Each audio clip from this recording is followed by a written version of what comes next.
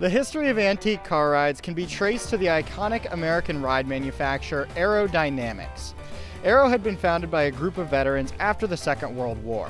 They would open a small machine shop in Southern California in the late 1940s, producing absolutely anything that was in demand.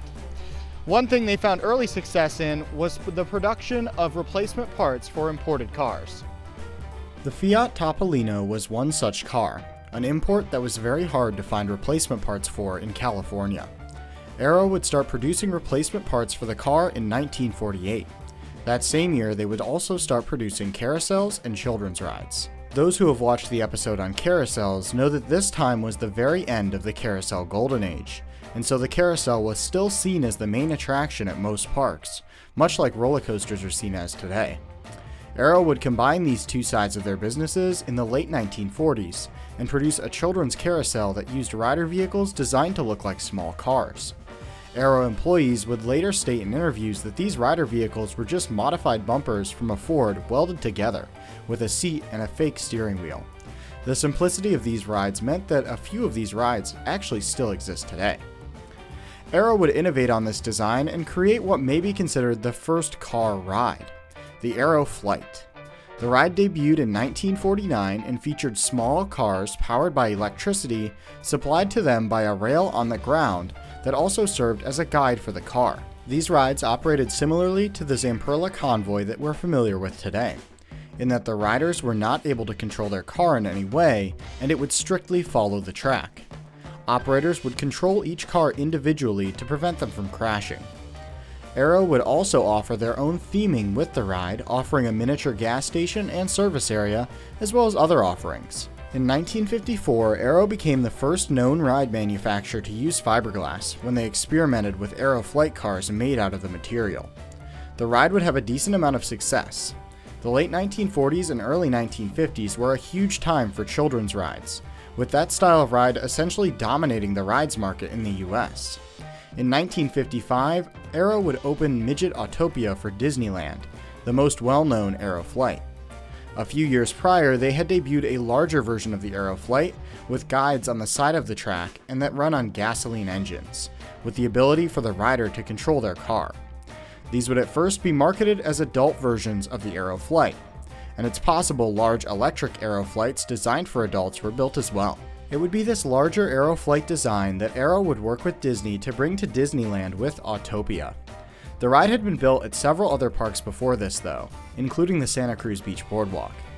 Disney would find that the cars on Autopia were getting damaged quickly, and so they worked with Aero to implement a similar track system to the Aero flight, this time using a non-electrified rail that could vary in diameter, giving riders more or less control.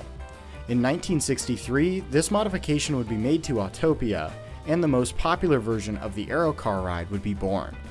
This version of the ride featured a small 4-horsepower, 1-cylinder gasoline engine that could propel cars at up to 4 miles per hour.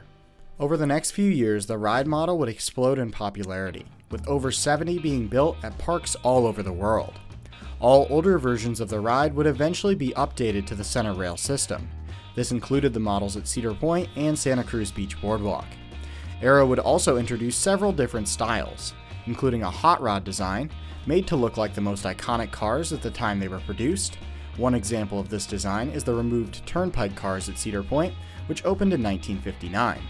Another popular design is the Aero Flyer. These only featured 2 seats and accordingly had a lower capacity. This was the only design made completely in-house by Aero. One operating example is the ride at Six Flags Darien Lake. The 2 most popular designs of the ride, however, were the Aero Cadillac and the Aero Ford Model T touring car, with both being 5/8 scale replicas of the cars they were based on.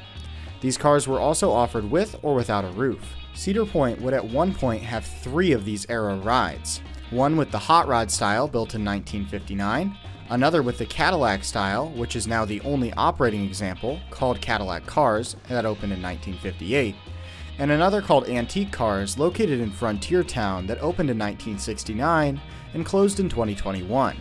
Antique Cars would use the same Cadillac design as the Cadillac cars in the front of the park. The easiest way to tell the difference between the Ford design and the Cadillac design is by looking above the radiator. The Cadillac version seen here features a larger radiator with no logo, while the Ford design is shorter with a Ford logo placed on the top of the radiator. This example actually came from Cedar Point, though it's not exactly clear which car ride it came off of, as cars were often swapped between the two. After the ride's closure, the car was donated to the city of Sandusky and is now on public display during the spring and summer at Mylander Park near the Jackson Street Pier downtown. There were several other designs and styles used on the cars over the years. All used the same Aero chassis with the same basic mechanical design. The engines on these cars would connect to a simple transmission. Some versions of the cars actually featured a reverse gear, but most only featured one gear. From here, power is delivered to the rear wheels. The rides are operated with a single pedal that, when lifted, applies a sort of engine brake. When depressed, they increase the engine RPMs, causing the car to go forwards. The cars are also equipped with a pedal on the side so operators can drive them into and out of the station. Under the cars also sits a pair of side-mounted wheels with a large gap between them. These wheels are what limit the distance the car can travel laterally on the track. This can be narrowed by increasing the width of the guide rail. Aero would eventually cease production of the cars, leading parks to start repairing the cars themselves. Since the rides were essentially simple riding lawnmowers, parks would make lots of modifications to them. When the original engines eventually wore out, parks would usually replace them with some off-the-shelf engines rather than rebuilding the original. Many of these engines have had speed governors added to them to prevent the cars from going too fast. This mix of different engines causes old versions of the ride to have a problem where some cars will be much faster than others, leading to traffic jams or bumping. The cars are equipped with simple bumpers, but they're not made for strong hits. The ride also did not originally feature seatbelts, but many have had seatbelts added by the parks they're located at. Aero would focus on thrill rides in the late 1970s and 80s.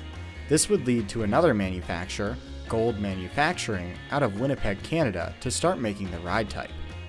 Aero would end up reintroducing the car ride in the 1990s in a last-ditch effort to save their company by refocusing on the family rides that made them so popular originally. But unfortunately, it would not be enough to save them. By this point, Gold Manufacturing had taken over the market and become the de facto manufacturer of the ride. Gold, like Aero, offers several off-the-shelf designs, but also welcomes custom designs. The off-the-shelf designs include the Model 400, which is similar in design to Aero's Ford model and comes in 4- and 2-seat versions. The Model 200, which is a Safari Jeep style, and another Model 200 in a Grand Prix style. All Gold Manufacturing versions can be configured with either a 9-horsepower Honda gasoline engine governed to 6 miles per hour or a 36-volt electric motor. The electric versions have a separate brake pedal in addition to the usual accelerator pedal.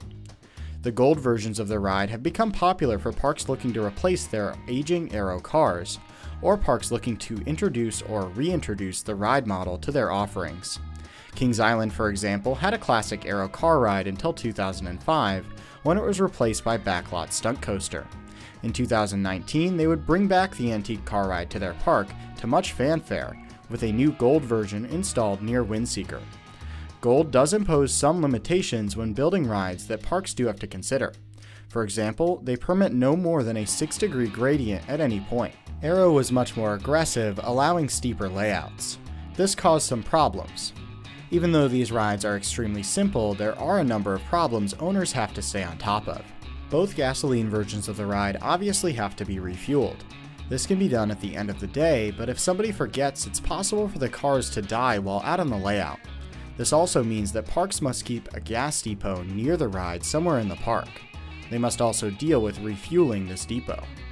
Even when cars are fueled, they can still die randomly out in the layout, especially if their engines are not in the best condition. This means ride operators may need to run out into the ride layout and restart the cars or push them back into the station. Finally, on rides with steep tracks or with overspeed cars, there's a risk of cars jumping the track. I recall a story from a park in the preseason. Now this was in the preseason when the rides were just getting ready and the year's problems were being worked out before the season started. An associate was riding a version of these Aero cars and it went up a curve out of the station. This was a fairly heavily loaded car. Near the top of the sloped curve, the car stalled out and rolled backwards. The car ended up jumping the rail and ended up in the grass next to the ride. Of course, everyone was okay and it was more funny than anything. but that just goes to show you how some of these Aero ones were designed and some of the problems these rides can encounter. Antique car rides remain one of the most recognizable ride types out there, and thanks to the work of gold manufacturing, they are surely going nowhere fast. No pun intended.